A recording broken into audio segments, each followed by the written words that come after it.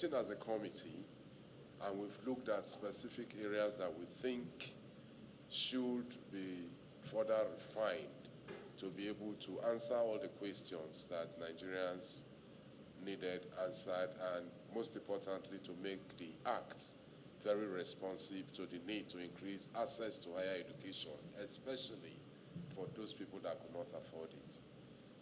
The committee is meeting. We met as a broader committee, the CBN, the Ministry of Finance, Education, Budget Office.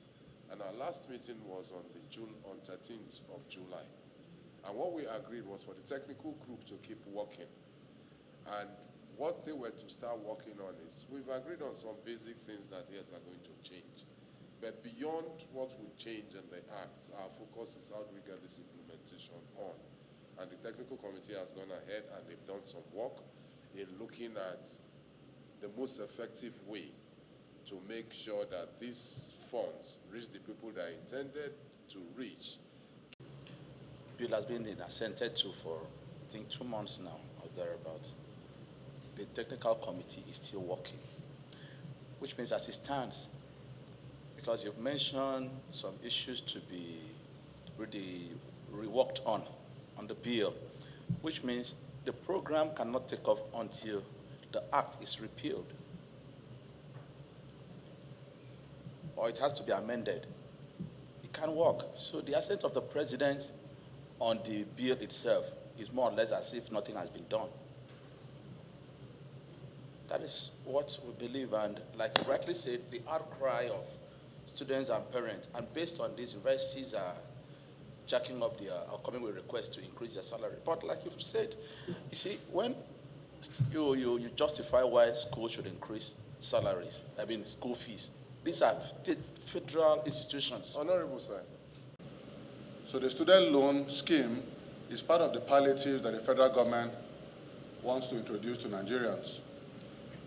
And that is why Nigerians are so passionate and so interested in this issue. And that is why the 10th House of Representatives formed this ad hoc committee to help the federal government come up with a proper framework and to come up with some amendments to the Act so that the implementation can be smooth and Nigerians can believe that truly this Student Loans Act will be implemented for the benefit of our youth and Nigerian students. This should be a program different from others. It will be nimble. Looking at demography that we're looking at, that is the student populace. They are technology savvy, and that is why we're proposing that this office created by this Act will be run on autopilot, technologically driven. You know, application from beginning to disbursement will actually be from the push of button. Nobody is going to be carrying paper around. And what did we identify on our work? Amendment, like I've said already. Then the establishment of the Nigerian Education Loan Fund itself, you know, the setting up of the committee itself, as said in the bill. But that is not for the committee to do. It is for the authority to actually appoint persons deemed fit.